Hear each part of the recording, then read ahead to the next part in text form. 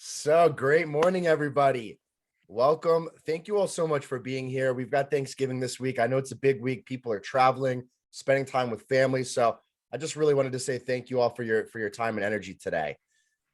For those of you that are new, welcome to Breakthrough Mastermind Group. So again, we're not here to pitch our business. The premise is really to bring knowledge, experience, ask questions, have a community built around entrepreneurs, solopreneurs, business owners to help take your business to the next level. I am beyond grateful to share Joe Rojas today, who I'm going to do a proper introduction for, but I really can't say enough about Joe. Again, he's going to be speaking on our business model and visioning, really having a foundation that is sound to take your business to the next level. So we're going to give him the floor. I know he's got a presentation. He said it'll take about 10 minutes. He's got an incredible action item for everybody today. One of my favorite exercises. Very excited for this to be in your hands. So without further ado, I'm going to go ahead and introduce Joe. If you have questions, jot them down. We will open it up for Q&A. Joe is basically a mentor to me. I don't really have enough words to express the caliber of person that Joe is. His presence speaks for itself. And everybody on this call is going to see and hear and feel that today. So he is just an incredible business leader. He's got several books out. Again, very close mentor of mine. Greatly appreciate your presence and you spending the time with us today, Joe. So thank you so much. And I'm going to go ahead and give you the floor. All right. How's everybody doing today? Okay. All right. So I'm going to ask you at the end what you're thankful for. So think about it during the call, okay? We're probably going to take more like 15 minutes, Keegan, because we're going to go through the exercise. So we'll do 10 minutes of the presentation, and I'm going to be moving kind of fast. If you have questions, jot them down. You can put them in the chat. I can go back and look at them, or you can just ask them during the Q&A at the end. The whole intent today is to really look at why having a business foundation ensures longevity, right? And so I'm going to talk a little bit about the problem, and then we're going to talk about what it takes to have a business foundation. And I just want to thank Keegan for putting this together and giving us the opportunity to share and to have this conversation. So thank you, Keegan. If everybody give him a big hand, come on. Keegan's a man. Good. So why having a business foundation ensures longevity? So a lot of the time what happens is we start off as an employee. We really love what we're doing, but we see a lot of things that are wrong, and we start to get frustrated, and we start thinking, this is not right. Why are these people being treated this way? If I had a company, I could do it better, And then we say, the hell with it. I'm just going to start my business, right? Because you have your skill set, you're good at it. You're tired of making money for other people. And then you start and you feel great and everything starts going good and you get your first couple of clients and everything looks really great. And then, you could really see it. You can see the dream, right? And you are free from the constraints of the corporate world. And then you start to celebrate. And then after about 7 months, reality sets in, right? And you start to notice that there's this high, but then there's this low, because you're going back and forth. And you get drawn into this roller coaster of going up and down and up and down. And although you may be around for a while, right? When we're talking about longevity, at least from the perspective that I think Keegan is talking about, is how could the business survive you? How could it go beyond who you are? How could the business work even when you're not there? And so when you look at that, right, you have to ask yourself, why does this happen? Why is it that there's this roller coaster? And it's because you haven't created a machine. So you're stuck in the hustle and in the world of hustle. And you're stuck in the world of hustle because everybody tells you that good things happen to those who hustle. If you hustle, come on, it's going to go. You got to hustle, hustle, hustle. And everything that you hear, everybody that's coaching you and talking to you is telling you to hustle harder. And you got to go more, more, more. So I decided, you know what? I'm going to look up this word hustle in the dictionary because I don't really like it.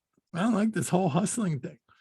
So I look up hustle, and it says to force someone to move hurriedly or unceremoniously in a specified direction, to push roughly, to jostle, to hurry, to bustle, to obtain by forceful action or persuasion, to coerce, to pressure someone into doing something or choosing something, to sell aggressively, to obtain by illicit action, to swindle, to cheat somebody.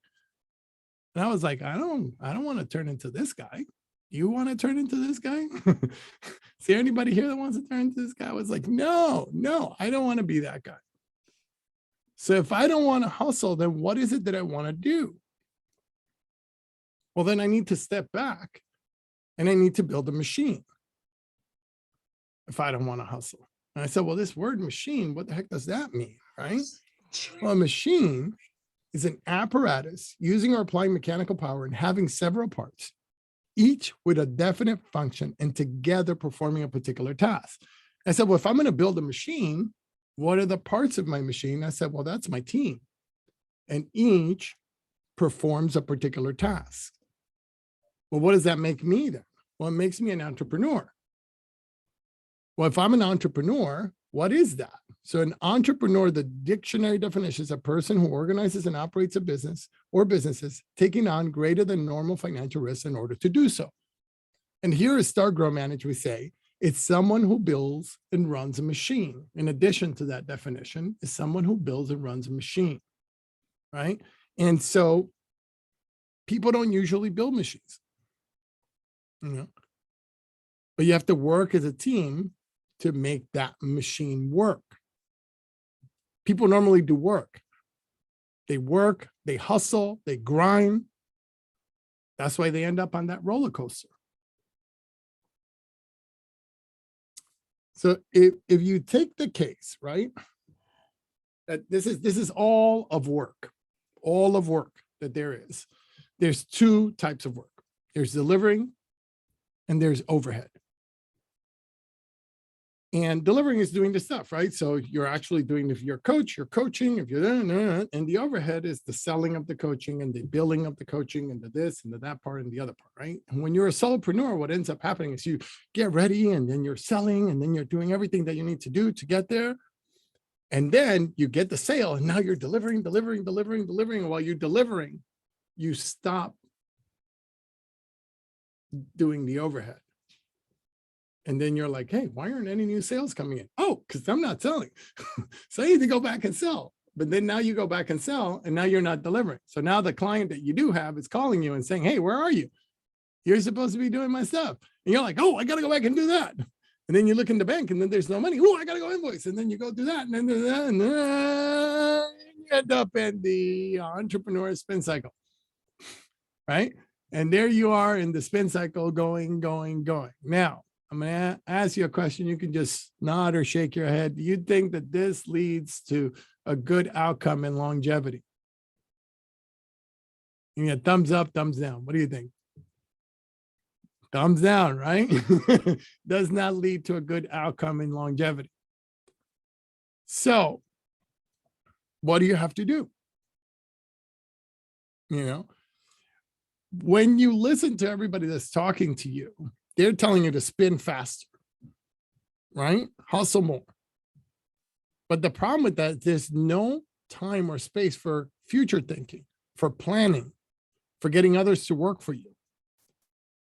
So what's the alternative? Well, the alternative is you start to build a machine, right? And this is not time, by the way. This is just a division of the work. As you start to build a machine, the overhead starts to shrink. As the overhead starts to shrink, the delivery gets easier. As the delivery gets easier, it gives you some time to think about the future.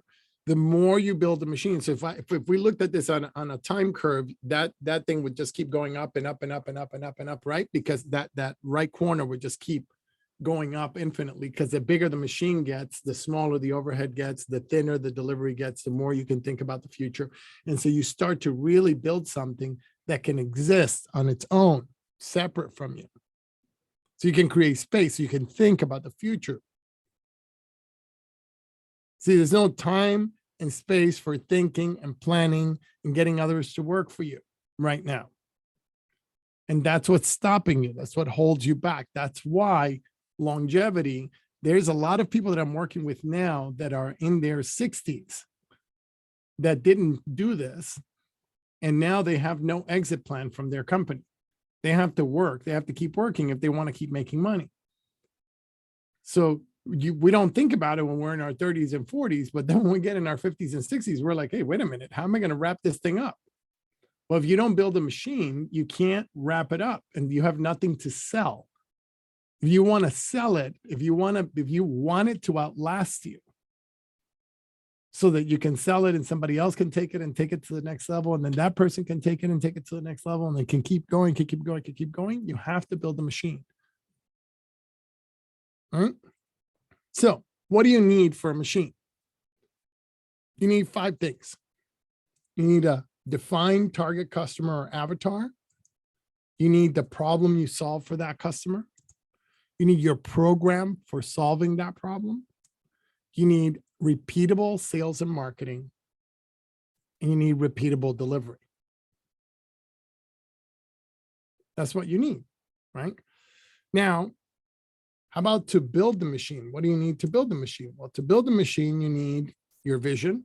And that's something you could get with Keegan about and really think about. What's your vision? I talk about the vision like it's a destination. That's where you're going. Like the vision is California. Well, what else do you need? You need the mission. You need the car that's going to get you from New York to California. Well, what else do you need? You need the driver. The driver is those values that are going to get you from here to there. Well, what else do you need? You need a strategy. Well, the strategy is the GPS. It's going to tell you turn left, turn right, go straight, and then you need a plan.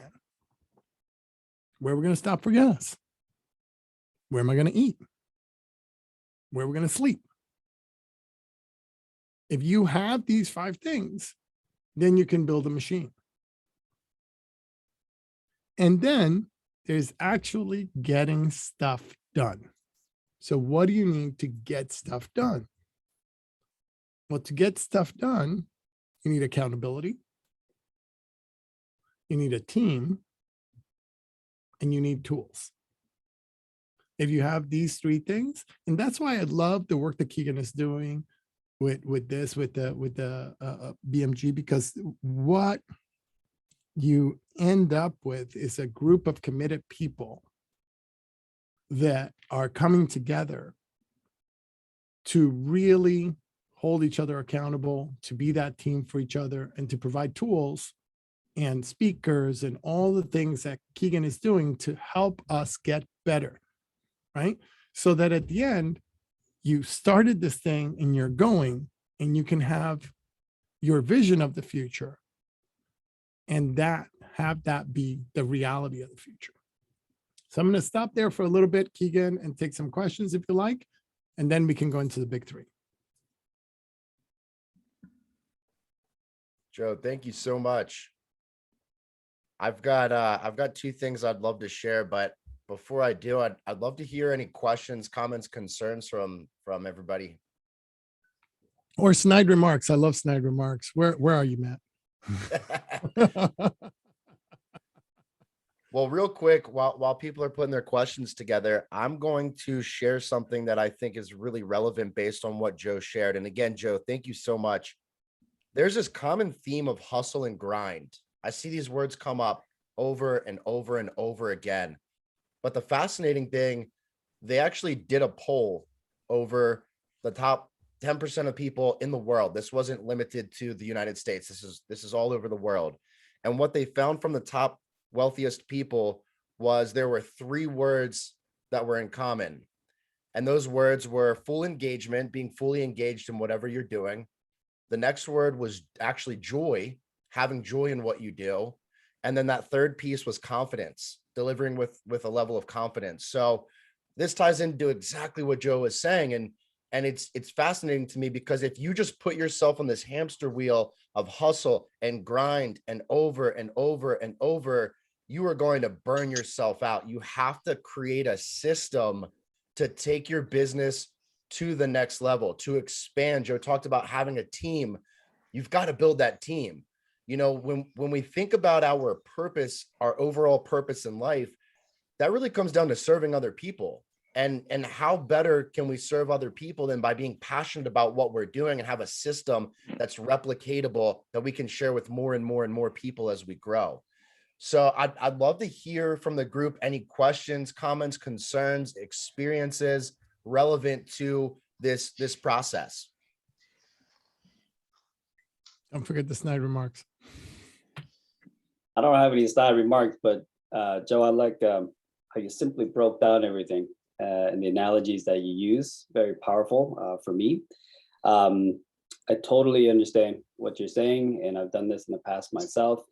One of the things that I always like, you wrote this under executing the tools, so stop reinventing. So it's like, where do I organize all of my information, like my plan and what I want to do with machine building, my processes? Are there certain tools out there like Lucid Chart that, you know, shows flow charts and stuff like that? See, what do you use? Yeah. Here's the thing, right? So I'm gonna tell you this thing. You know where is a great place to organize all that stuff? When you are you a solopreneur, or do you have like 100 employees? We've got 10 employees. 10, right? So first, you want to lay out the plan. What is it that you want to get accomplished, right? And then you could take a whiteboard and flow chart it a little bit. And then you can think about tools. We get so caught up on, oh, should I use Lucid Chart? Should I use this? Should I use that? You could use a whiteboard. Now, I'm not saying you should, you know, we use different tools. We used to use Asana, we moved to Teams, we're doing Planner now. But the tool is not as relevant as the plan. The question is, did you sit down and do the plan? Right? So I saw, you know, Marlene put in the chat, you know, the first 5 again, please, right? So the first 5 was your define target customer, your avatar is, the problem that you solve for that customer, your program for solving that problem, right? Do you have that? You've got those things. What is the repeatable sales and marketing that you're going to do for that? And then finally, do you have repeatable delivery? So you have to know the answers to these questions, Benjamin. If you know what these 5 things are and what the process is, the tool is almost not relevant. Depending on the industry you're in, you may want to use a line of business application, right? So what industry are you in? Software. Software. So are you doing support of that software? No, I'm doing the outreach side. You're doing the outreach side, but you're selling it though. You're selling software. Yes. Are you selling somebody else's software? Or are you selling your own? It's our own. It's your own, right? Cost So it's your own. so And then really what does your software do?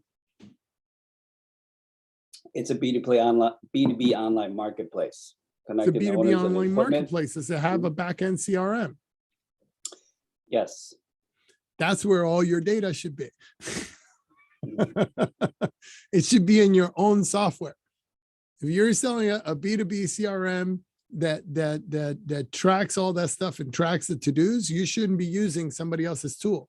You should be using your tool, right? That's where all your stuff should be. You should be going, oh, let me show you how our system works. Here it is. And you pull it up inside of your own tool and you show them how it works. And so very often we're guilty of that, right? We're selling something and then we go use something else to sell our thing when our thing actually solves the problem. But if you start using it, you actually see for yourself what the end user experiences. You go, oh, you know, it really needs a little bit of this. Let me talk to the developers. See, you have that power. The rest of us don't. Now I've created my own account for my house. Yeah. Good. I don't want to take too much time. Does anybody else have any other questions?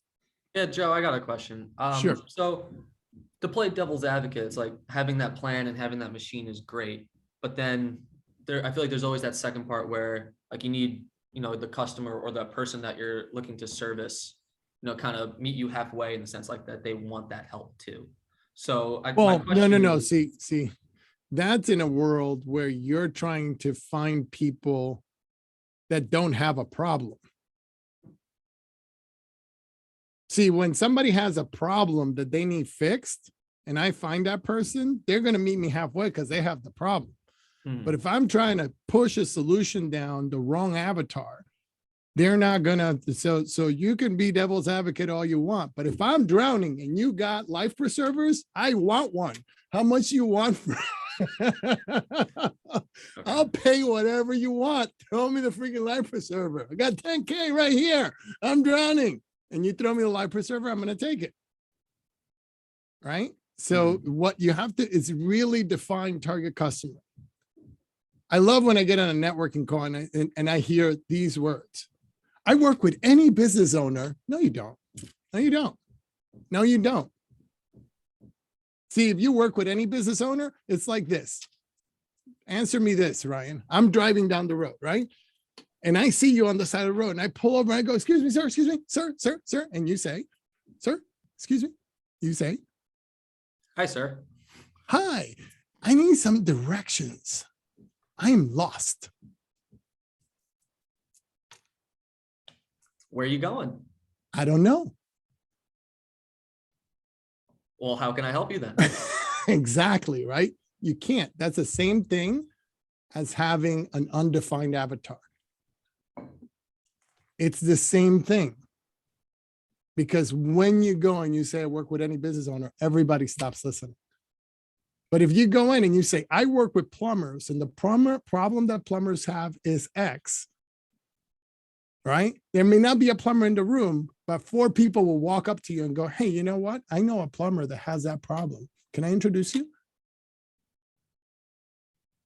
And so the issue is that we refuse as small business owners to narrow our market because then we won't get enough business.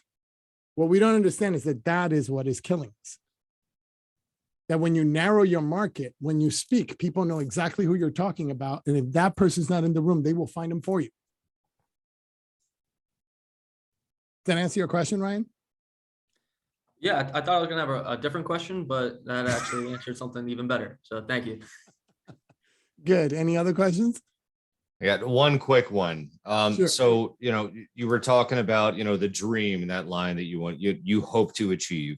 Yeah. And then there's also, from what I know, lifestyle companies. So Yes. how do you get from being, you may be touching on this very soon, but how do you get from being, a lifestyle company where you just have the ebbs and flows to actually achieving the dream itself? Well, you have to have these 5 parts. Okay. Right. The problem is that the reason why you have the ebbs and flows is because you don't have a defined target customer. You don't have a program for solving that thing. Right. So you end up having to reinvent yourself over and over again. You keep getting all these different kinds of clients and you keep having to reinvent your process. When you get your process very, very clear, you don't have to do that. You speak and people know what you want right away. A great example of that is Matt Harms. When he came from Pen for Hire, he was trying to write for all kinds of people. Then he decided that he was going to work with people that are experts in their craft and they want to market themselves through writing a book. And then that changed the game for him. I mean, every month I get a new person coming. I've worked with with Matthew, and on my own book, my last book, he did a lot of the work for me.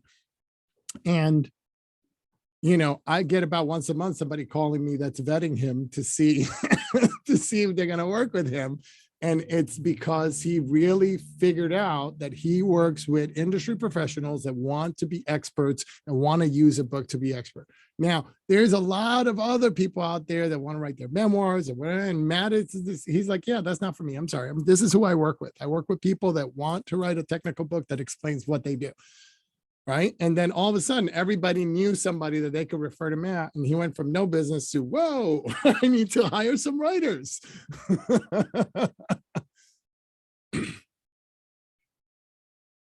and that's what happens. In fact, to Joe's point, it even got more narrow to now it's pretty much just speakers, coaches, and consultants. If someone is a subject matter expert in another title, we'll think about it. But speakers, coaches, and consultants are the three top words that come out of my mouth. And if you don't fit into that category, I think twice of whether or not it's even going to be worth my time, because we just don't connect the same way that I do with folks like Joe and Keegan and people who speak, coach, or consult. Good. Does that help, Bill? Excellent. Excellent. Excellent. Keegan, so do we have a few minutes to do this? Does anybody else have any other questions? Do we have a few minutes to do the big three? Yeah, I'd love to, Joe. Awesome. Awesome. Awesome. So the next thing that we're going to do is, we talked about this plan, that you got to have a plan, right? So I'm going to invite you to plan with me for the next 30 days, right? What are the big three things that you need to get accomplished in the next 30 days? And so I'm going to make it easy for you. I'm going to drop in the chat a template that you can download, so you don't have to really think much about this. Then I'm going to go over the template with you so that you can really look at what it takes to really plan, right? So before we plan, I'm going to tell you a little bit about planning, right? So have you guys ever heard of the Merlin Principle? Anybody knows the Merlin Principle? Yes? No? Maybe so? Anybody? No? Okay, cool. So the Merlin Principle is like this. There's this young man, he's lost in the woods. He's tired, he's hungry, he's been walking around for a couple of days, and he's just exhausted and so hungry, and he looks up like this and he sees some smoke and he goes, oh, must be a house. So he runs over there, right? And as he runs over there, he raises his hand to knock on the door like this. Just as he does, the door swings open and there's an old man standing there, and the old man says to him, young Arthur, I've been expecting you, come in. And he goes, well, what do you mean you've been expecting me? How do you know my name? And he steps back and he says, come, look, I've prepared your favorite meal. And right on the table is his favorite meal, steaming hot, just like behind Matt Rosen there, right? He says, okay, well, I'll come in. I'm hungry, right? So he comes in and he sits down, he starts eating. He says, how did you know who I was? How did you know my name? He says, well, young Arthur, that's simple. My name is Merlin and I'm a wizard. And I was born at this end of time. I live my life this way. I only remember what happened in the future. You were born at this end of time. You live your life this way. You only remember what happened in the past. So right before you knocked on the door, I remembered that you knocked on the door. So I opened the door, right? And what I'm asking you to do is to think 30 days out from now. I'm asking you to become Merlin and say, what are the three things that I want to have accomplished 30 days from now, right? What are the three things that if I accomplish those, it's going to get my business closer to being a machine? What are the three things that I wanted to get accomplished that doing those is going to help me automate my processes? It's going to help me understand my avatar better. It's going to help me really get clear about what the planning that I need to do for 2022 is. What are those three things that I'm going to do? And so I'm going to walk you through this template so that you can think about those as we go. So let me go over here. Cool. So if you look here, the big three planning canvas, right, is you should have downloaded the template already. And why we say, you have to do this is for a couple of things, especially if you have a team, you want everybody, you have 10 people, Benjamin, on your team, you want everybody to do this big three for themselves, everybody in the whole company, okay? Because what it does is it aligns everyone on the same goals and objectives. So if you have all 10 of them do them and you share across the board, you will see what everybody's goals are, and you can start to really get clear about whether those will be the right goals and outcomes for everyone to be producing. You get to identify the key critical metrics that must be impacted during this period. right? And we do that with our 15-year planning, 5-year planning, 1-year planning, which is we usually start 15 years out. And this is the last piece right here, right? But I can't do a whole thing with Keegan here for the next hour on 1551. So we're just going to do the last piece, which is the 30 days, right? So this is usually done inside of a 15-year plan. What am I doing for the next month? But you get to really get clear about what those metrics are. And you get to identify 3 core projects that must be completed to impact both the key metrics and the company goals, right? So if you look at that, that's really what we are here for, right? Now, this guy here is your enemy in here. Right? Because there's 2 parts. There's the thinking brain that's really doing all the stuff, right? And the thinking brain is really working on the work and future. And then there's this other part of your brain, which is, hey, look, there's a shiny thing, which is your limbic system, right? And your limbic system is always going, look, there's a shiny thing. And then you say, but look, I'm talking to Joe and I got to work on my 30-day plan and I'm really going to go do this. And it says, no, really, there's a shiny thing. It's over there. Come on, go for it. Come on, forget about Joe's plan. Forget about the 30 days. Just go for the shiny thing. And you go, no, come on, really. I've got to get this thing done. And it goes, really, look. So the thing that you want to do is you want to set yourself up to win. When you create this 30-day plan, put the actions in your calendar. And when a shiny thing comes up, it may be a great idea. It might be a great product that you're going to roll out. It might be a great thing. Put it on a list and focus on the things that you've got in the plan, because shiny things are always going to be there. They're always going to distract you, right? I have a sign on my wall that says no squirrels, because those squirrels will distract you. Squirrel, and you're gone, right? So let's get started. So the first thing you have to do is download the plan. I'm sure that everybody's done that already. So when you're doing your big planning canvas, this is the way that I like to do it. Some people do it differently. Some people start from the top. I actually start from the bottom. So I do what's the time period that's going to be covered first, right? And then the next thing that I go to work on is what's going to be the first project that you're going to work on. So who could tell me what's one project that you would take on?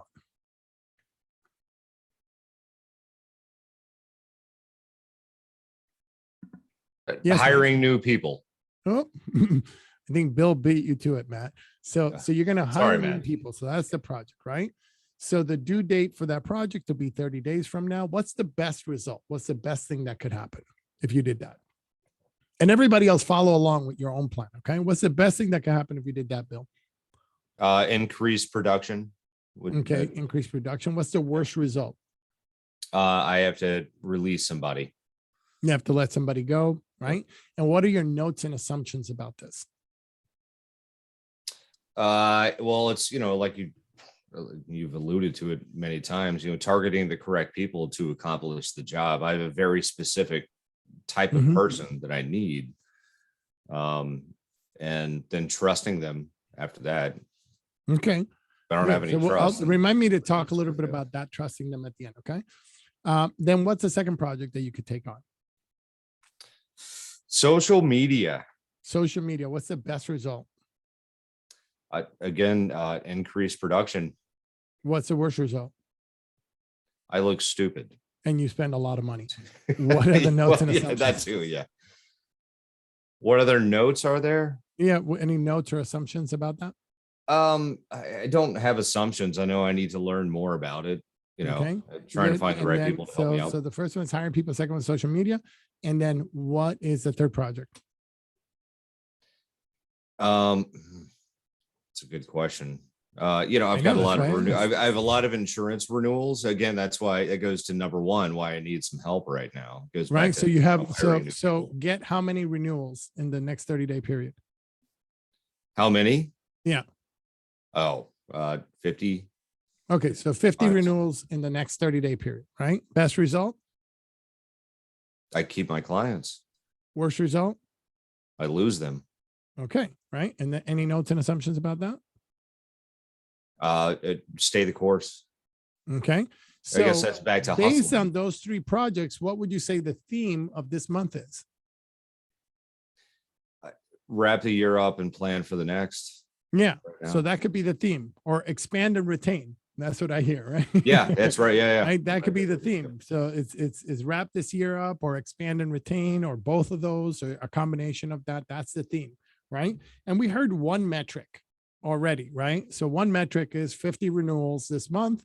The actual is 0, the target is 50, and the gap is 50, right? And then you would go down and look at the other two and say, okay, well, how many people am I going to hire, right? And that would be a metric. So I'm going to hire 5 people. So the metric is hire people. The actual is 0. The target is 5. The gap is 5, right? And then as you start to add people, blah, blah, blah, right? So it could be, and then the second one, the other one is social media, right? So it could be number of leads, right? So let's say number of leads is going to be 50 from your social media outreach, right? So that's how you set this thing up, so that you have your metrics. So is that clear for everybody what there is to do? Is that clear for everybody? I can't, hold on, I can't see all of you. Let me Yes, pop yes, you it out of is here for so I me, can see. anyways. Yep, that's clear. Okay, good. All right. So now, once you get that done, and actually, why don't we take a minute, everybody, and just kind of outline what those 3 things are. I'm just gonna give you 1 minute.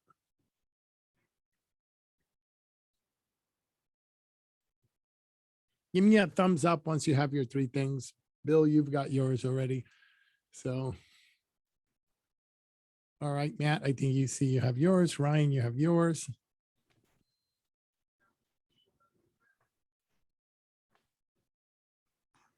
Jen, are you doing yours? You're thinking. Right? So there are 3 projects that you want to get accomplished in this month that if you actually did those, it would move the business forward. You could see for Bill very clearly. If he hired those people, if he got his social media in order and he had a real good marketing media plan to go with it, that would be good, right? So what was the thing that I asked you to remind me of, Bill? Trust. Trust, right? So Okay. trust. So you have to Thank have you, a good yes. hiring process, and your culture has to be clearly defined, right? So if you don't have your culture and your core values clearly defined, then it's really hard to hire people you trust. If you have your culture really defined and you have a good hiring process that's consistent with your core values, you're going to put people through the ringer before you hire them. You're hiring, I have a company now, an IT company we're doing work with. Their hiring process is 90 days long. Even in this difficult market, they don't care. They will put people through the ringer for those 90 days. And at the end of the 90 days, they hire them. And what happens is they get people that are amazing, but they only get 1 out of every 300 or 400 candidates that they interview. In this market, they were getting 1 out of 150 before. When the market shifted, they're only getting 1 out of 300 or 400 now.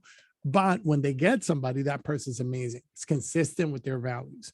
And I'm not saying you have to be that strict, but I would have at least a 3 to 5 week hiring process where you put people and put them through the paces, and you give them scenarios, and you go through all the pieces that you need to do to really determine whether they have your values or not.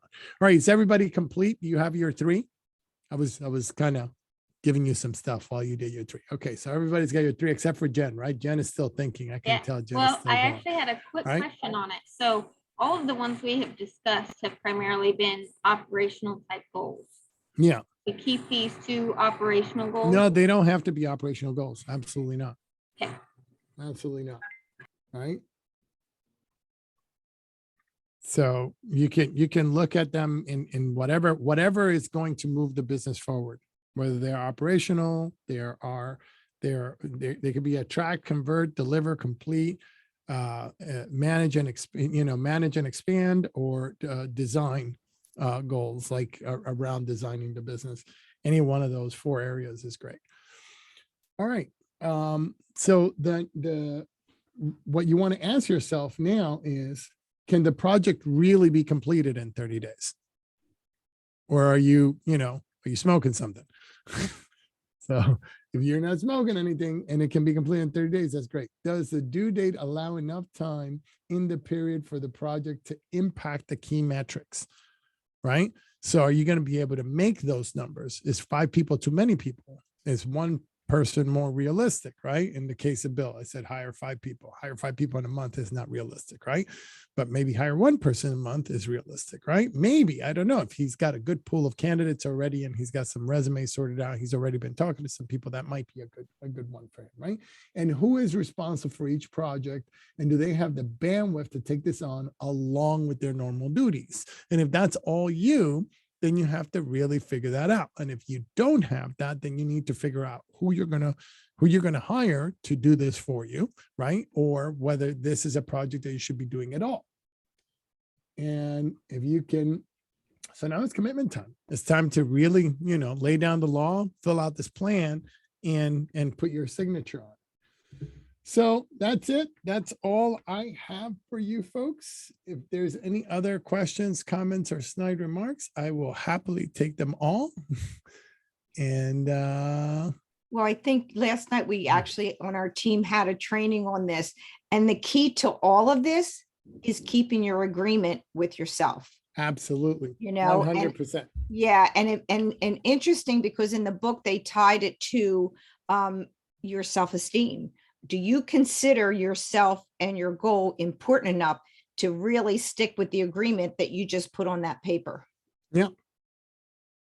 And that's why, it's important that you hold yourself to account, but that you also surround yourself with peers, which is why Keegan put this group together, that you surround yourself with peers that are going to hold you to account. So you could pick somebody on this call, have a one-on-one with them and share what you're going to do and have them hold you to account, right? Because a lot of the times we don't hold ourselves to account in a particular way. And I like what you said, Patty, that it's you have to also look at your own self-esteem, right? So then there's work, there's internal work to do with that. And that's why I love Keegan, because that's where he's working with you. He's really working and getting you unraveled in that in that unwrapped and open, so that you can really shine and have that confidence in yourself. Good. All right. So anything else? Share a story just to tie back to Joe's point. So, Joe, you talked about the Merlin Principle, but another reference point that I really love is Michael Lotito. Has anybody heard that name before? I've thrown it around once or twice. So Michael Lotito, you can actually Google this right now. He is responsible. He's in the Guinness Book of World Records for eating bicycles, actual riding bicycles. And, he couldn't just eat a tire. So he would break it down, right? He would take the handlebars apart. He would take the tires apart and melt down the rubber and melt down all the metal into these tiny BB sized pieces and eat it bite for bite. And the bicycle is really our 15-year plan. It's the big picture. It's that massive digestible goal. And then what we want to do with Joe sharing this 30-day plan is we want to take it from that large bicycle and break it down into these tiny digestible pieces. Oh, I'm going to focus on the tire this month or the handlebars this month. And that's really the premise, but you have to first start with that larger goal. So I would highly advise using this big 3 planning canvas. I mean, it is a game changer, but it's only a part of the puzzle, right? You've got to start with that bicycle. So I just wanted to share that. Excellent. Well said, Keegan. All right. Is there anything else? Any other questions, comments? Is there? Yeah. How's the guy that ate the bike? Keegan, do I need to do anything else? No, you're good. The Bill, guy to that answer ate your the question, bicycle. How's that guy doing?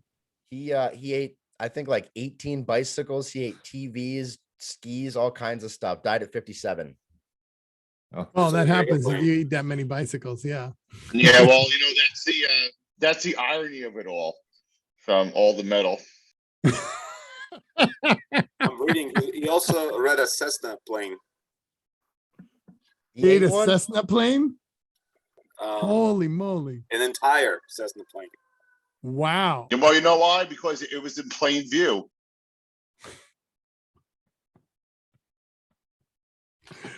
I All right, actually like your original, when you brought up the description of hustle, like who wants to be hustled, and to have it in black and white there, I thought was really impressive. And I know in my business, you know, you don't want to be in a place of convincing. You want to be in a place of being convicted that you have something that can solve their problem, you know, so, Excellent. yeah. So So I I, want to just tie that, Patty, to what Ryan was saying before, you know, where the client has to meet you halfway. No, you have to have somebody that actually has the problem that you solve. Then they're all the way, all the time, Right. because Right. they have that problem and you have the solution. So finish your thought, Patty. Well, no, I mean, that was the thought about that hustle. I love seeing that, but you're right. And also about creating that avatar, you'll draw the people to you. You will. And then the minute you speak, oh, I get it. I get it, you know, but, yeah. Good, good. Questions, comments, snide remarks? Joe, I got something. I think I know what you're going to say, but lighting the fire. Mm-hmm. This is something Keegan talked about for the really successful people: full engagement, joy, and delivering with confidence. But sometimes, like, lighting the fire in people to be really passionate and committed. You know, obviously, if you have machines and we show them how to do a good job and they're getting better at it, you know, they get praised for their work, they're held accountable. Are you talking about your internal staff? Yes. Is your vision, mission, and values, are they clearly defined? Yes. Are they shared with everybody and understood by all? And if I asked anybody in your company, they could tell me what your mission is. Yes. They could. Yep. So why aren't they on fire? Are the people that are in your company? So two things, right? Either your mission is not very inspiring, right? So, and it's okay if your mission sucks. You just got to know that it does, right? So it's that thing, or your values aren't clearly articulated. If you have permission to play values like integrity and honesty and goodness, forget it, right? You need values that are at the core of who you are as an organization, right? Integrity is a permission to play value. That means that if you're going to come play on my court, to have permission to come play on my court, you have to have integrity. I'm just not going to work with you. You have to have honesty. I'm just not going to work with you. You have to be, you know, forthright. You have to be this way. You have to be that way. Those are the fundamentals, the basics. But you have to have values that really differentiate you. You know, one of our values here is ruthlessly loving. Right? We're going to love you till it hurts. And sometimes it does. Anybody that's been late to any of my calls at $10 a minute for being late knows that I ruthlessly love you. Right? If you're late to one of my calls, it's $10 a minute for being late. If you don't keep your promise, it's $50. Money doesn't go to us, it goes to charity.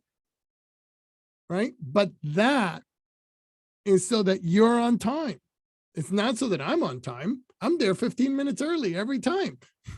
It's so that you're on time, so that it builds a muscle for you. So your values have to be like that. If they are driving, then people are inspired.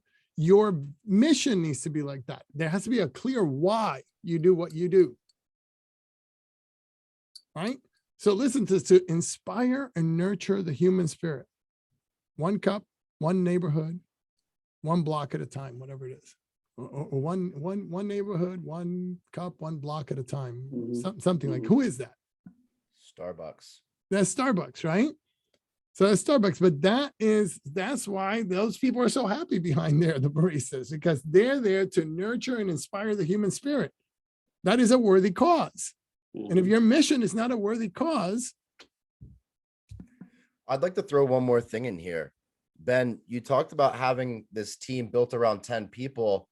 That's a manageable team. And one thing, and I know that Gary Vaynerchuk touches on this a lot, but one of the things that's really powerful is that just like Joe's saying, when you have that powerful driving mission and values and you want to light a fire under these people, you got to realize as a business owner, there aren't going to be people that are as passionate as you. So the way that you get that buy-in and that fire is to have one-on-one conversations and know what people's goals are.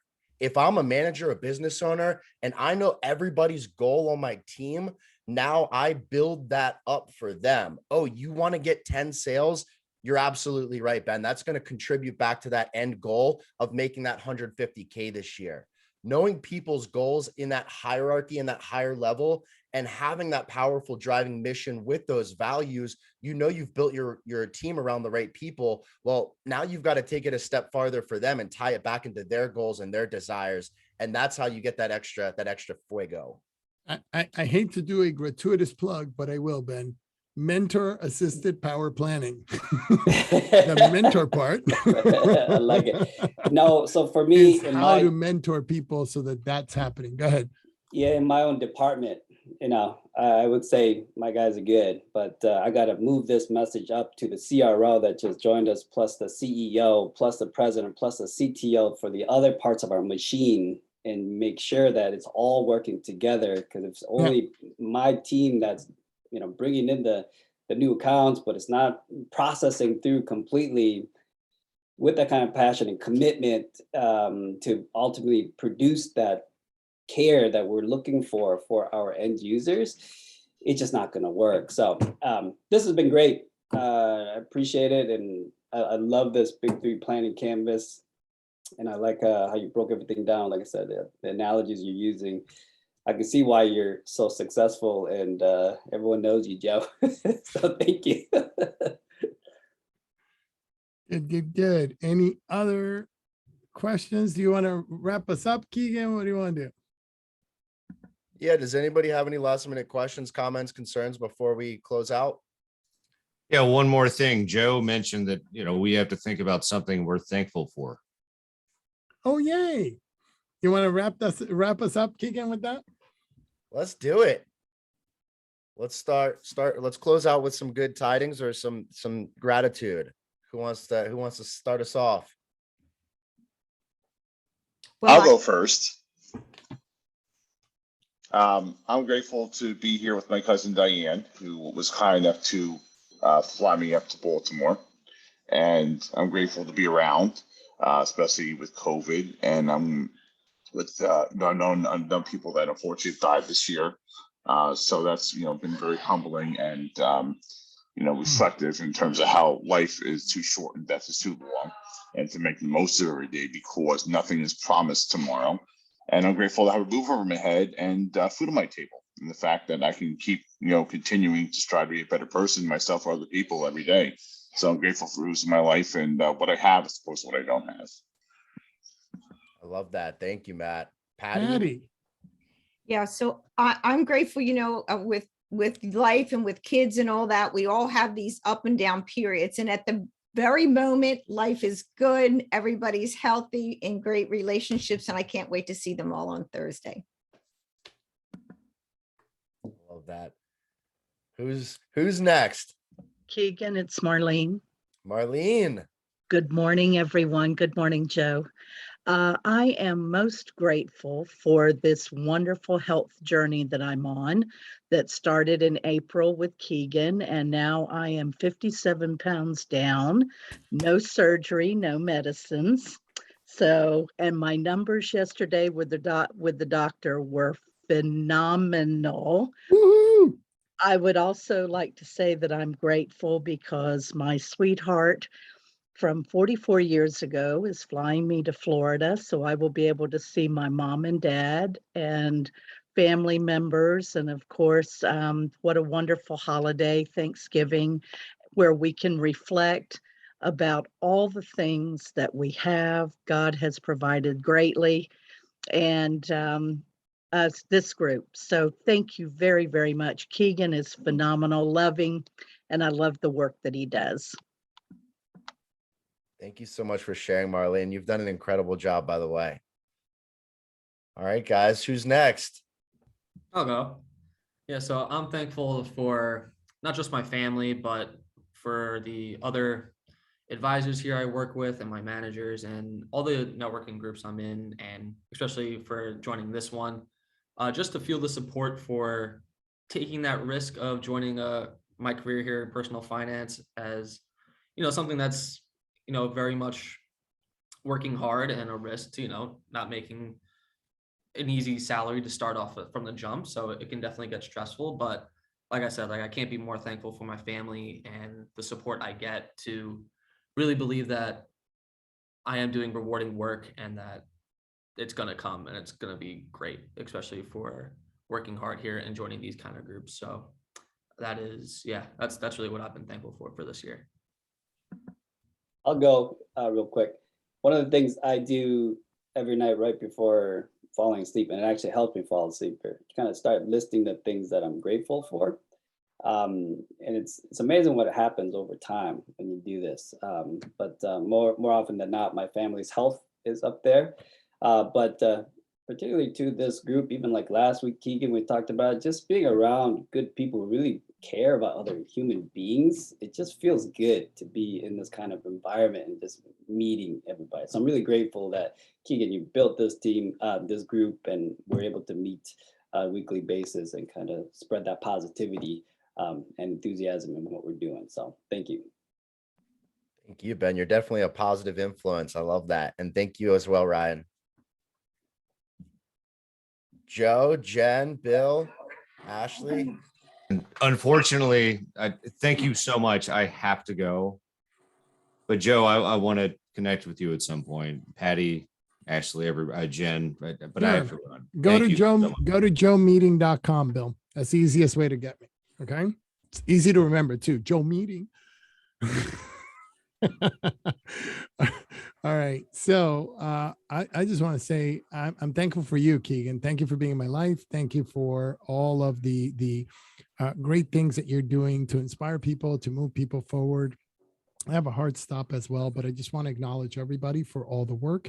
And I want to thank you for all the things that you do that nobody knows about. There's so much that you do that nobody knows about, that nobody even suspects that you do. And I thank you for those things on behalf of everyone that benefits from them being done. Love you. It's been awesome seeing you. Thanks, and I'll see Joe. you again soon. Thanks, Joe. Thanks, Keegan. you, Happy Joe. Thanksgiving, everybody. Happy Thanksgiving. Anybody else want to close out with a gratitude? I will. Okay, Jen. I also have very little voice, so I had no idea what was going to come out of my mouth. I started speaking, but despite this sound, last year was a very trying time for me, both with physical health and mental health. And as I reflect this year on where I've gotten to, and I'm just so much of a happier person and life is good. I remember last year at this time thinking the idea of forever or a long life was not something I wanted. Not that I was suicidal, but a long life scared me. And now I look forward to every day. And there were days I couldn't get out of bed because of my physical health. And this morning I woke up before my alarm clock, wide awake, ready to go. And I'm just so blessed to have that. So really thankful. That's beautiful. Reflection's a very powerful tool. Thank you for being vulnerable. Joe, Ashley. Well, aside, I family, I with my recent broken ankle experience, I'd like to express much gratitude to the healthcare system and the most amazing practitioners that we have here in the city of New York, who are, magicians by if you were to implant them 100 or 200 years ago, because the type of stuff they did and the recovery process that I've had, it can be anything but grateful. Absolutely. And I'm thankful that you're able to get closer to walking again. Ashley? Hi, yes, I am thankful to be at the beach this week and have the week off of work and get to spend time with my family. And then similar to what Jen said, just like being able to reflect and see and know, how much better of a place I am this time this year than last year. And like Jen said, it can be really hard when you're in the midst of it and not necessarily seeing the way out or being able to see how it could be better. But in the end, it is. Beautiful. Thank you so much, Ashley. So, guys, I just want to close out. I'm thankful for everybody that's on this call. Thank you guys so much for all the work, the energy, the effort that you put into your craft. Thank you for being in my circle. Thank you for being a part of my life. I'm thankful for my family and the relationship that I do have with them. We're very close knit, but you guys are all incredible. I hope you have an amazing week. I hope this was a really good way to start your Tuesday. Safe travels. Don't eat too much. And if you need anything, I'd love to hear from you guys, but have an incredible Thanksgiving. I look forward to seeing you next Tuesday. No promises on the food, but thank you very much. All Have a right, Thank you guys. so much. Thank you, everyone. Stay safe, everyone. Bye.